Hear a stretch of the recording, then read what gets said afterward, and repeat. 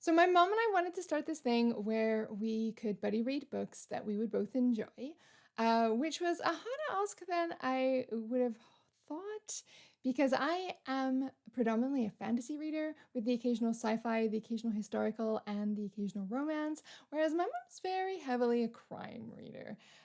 She did read all of Harry Potter and enjoy them, and she's read all of the original Star Wars books, but mostly she just likes crime.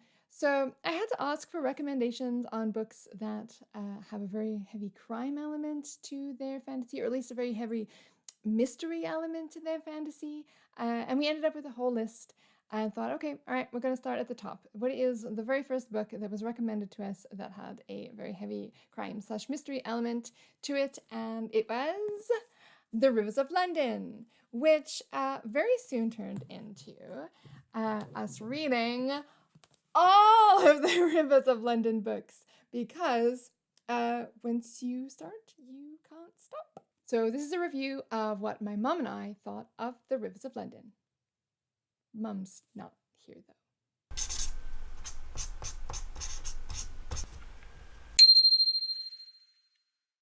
So the Rivers of London series, otherwise known as the Peter Grant series, they're urban fantasy. They're set in modern day London. I mean, obviously, we follow Peter Grant as our main character, as he is introduced to this strange new underworld of magic in London that he didn't previously know was there.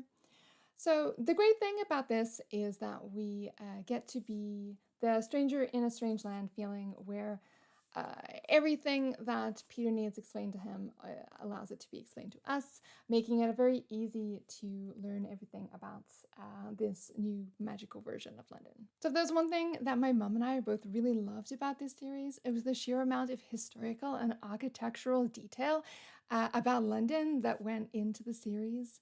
It really reads like a love letter to London. You can really feel the love that the author has for the city that really comes through in the way that Peter describes and talks about it. Even when he's talking about things that he doesn't like about it, you can see he does it always with that thing of, I love it, but, which is really, really nice. And I never felt info dumpy, like even an entire page of historical details of the place that they're just visiting only ever served to enrich the narrative, which I found really amazing. Because often those sorts of things can really slow and bog down the pace of something, but it really didn't work that way in this. The same goes for the police procedural details that are put into this. Now, I know nothing about police procedural details, so I have no idea how accurate they are. But I really loved all the tiny little tidbits that were in here. They really serve to ground the reader, and that's really important when you're using a modern day real setting and putting a lot of magic on the top of it, is to make sure that we continue grounding readers in the real sense of the real world as well. And really, is there anything more grounding and mundane than paperwork and procedure and red tape? Probably not. So Peter Grant is a really enjoyable character to follow this series with. He is insightful and observant. He is funny. He really continues to ground the story in a very important way. Kind of living an ordinary life alongside his very magical life. He likes to push the scientific boundaries of magic in a way that his forebears have not done before, which is always very exciting. And I always get a big kick out of him continuing to needle his mentor with Harry Potter references. That's just glorious and peak Peter. So I'm not going to attempt to summarize the plot of this for you because one, I'm really bad at summarizing plots. And two, I actually read this particular one, quite a while ago now. And so I would just totally botch it, I'm sure. But this one, it follows a fairly standard mystery crime narrative with a full conclusion at the end with not all that many lingering threads. It's a bit more self-contained, whereas the further we go through the series from Rivers of London, through to Lie Sleeping, which is the most recent one to date as I filmed this video. You get a little bit more overarching plot. There's things that don't get finished off neatly in Moon Over Soho, which then get continued on through all the way to Lie Sleeping, which is really quite fun. So you get sort of the day-to-day, the mystery of the day narrative in there, as well as the overarching story that continues on, which is a really nice thing to have in a series. Okay, fine. Here we go. Plot summary. Disembodied evil being causes havoc, jazz vampires, and really gross body experimentations, cool fake creatures, and sewers? And maybe some more sewers. Definitely some more sewers. Ah! Not set in London. Missing kids and traipsing around the countryside. Train shenanigans. Death at a party and spoiled rich kids. This is probably the most standardly crimey mystery of them all, and also is my favorite. Magic bells and oh shits and that just happened. So as I said, Hanging Tree is my favorite. Really hard to say exactly why this is my favorite. It's probably got the most self-contained kind of crime mystery element to it. But I think it's just the characters that are in this one are favorites of mine, so that was always going to be a big win. My least favorite is the Novella. That's probably not really surprising given it's a novella. It has a lot less page count to have all those great details and really build up that story the way I really enjoy. So it's perfectly great. It's a good story. It just isn't quite as detailed and moves at a bit more of a slapping pace than the other ones. The weirdest is, in terms of its magical stuff, it's probably Foxglove Summer. It is a lot of people's favorite book, so its weirdness didn't quite work for me and my mom, but that is not at all a downside for most people. So definitely one to look forward to if you're reading from these from the start, and you should be. My second favorite is Whispers Underground, which is the third book in the series.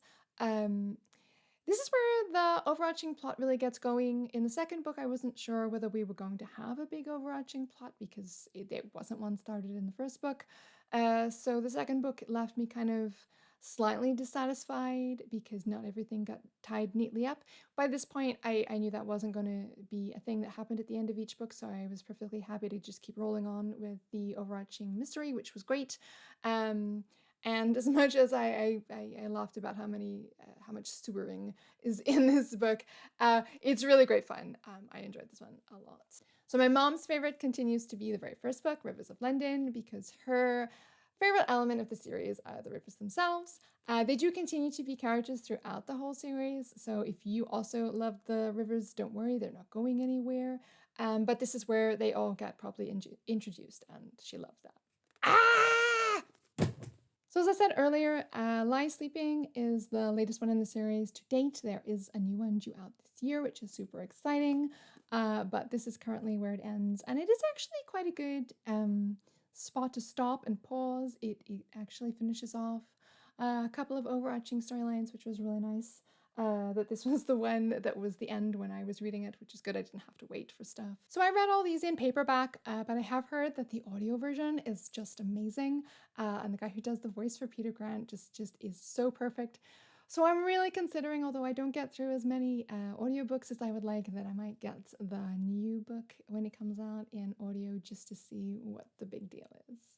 So if you prefer audiobooks, these ones are great. So no review of this series would be complete without mention of this. So this is a novella that is set in the same world, but not in London, in Germany. And we don't follow Peter Grant. This one is Tobias Winter. And while I really didn't think I would love to read about another character quite as much as Peter, oh, Tobias, you stole my heart. I love you. And I was a little worried when I started reading it because I hadn't enjoyed the novella from the other series quite as much, but I absolutely loved this book. Getting to see the way the magic system developed in a different country with different words and a different way of describing things was just wonderful. you get to see the kind of foreign perspective on Peter and some of the stuff that he's been going through, which is also a lot of fun. And just generally, the way this is told from the new character perspective is just all kinds of wonderful. So I highly, highly recommend picking this one up. Even if you're not sure if you are really keen on getting into the series, this is actually quite a good one to start with. You get a bit less explanation because Tobias Winter isn't new to this job. This is just one mystery that he is being sent on. But it still gives a really good overall feel for the kind of stories that you're going to get before you dig into something quite as big and long and heavy as the Peter Grant series. So, boop, boop, boop, boop, boop, boop. If you haven't tried these books, I do highly recommend them. They're all very entertaining, very pacey. The details are beautiful. The character work is great. Everybody's going to have a different favorite depending on what kind of stuff you really love in your books, but I feel like there is something here for everybody. And you know what? They were never super stressful, heavy reads that I felt like I had to walk away from at all, which I sometimes do with a heavier fantasy. They always, at the end of a hard, stressful day, I was always quite happy to come home and pick one up as a nice, warm, comfy, coming home feeling sort of read. So that was really nice. They're not terrifying, despite some of the stuff that happens in them. So if you want to go ahead and read the whole series, then this is the best place to start. If you're really not sure whether these are the books for you, then I do highly recommend starting here because it is a bit shorter, gives you a really good sort of overview idea of the kind of mix between modern day policing and magic that you're likely to get without getting into the really heavy stuff right off the bat. So that's worth it trying if you're not sure. So put some links in the description below. And why don't you drop me a comment? Let me know if you've read the series, if you liked it, did you have a favorite book, whether you're interested in picking it up. I'd love to hear from you, so let me know. And otherwise, I guess that's it for this week. So goodbye.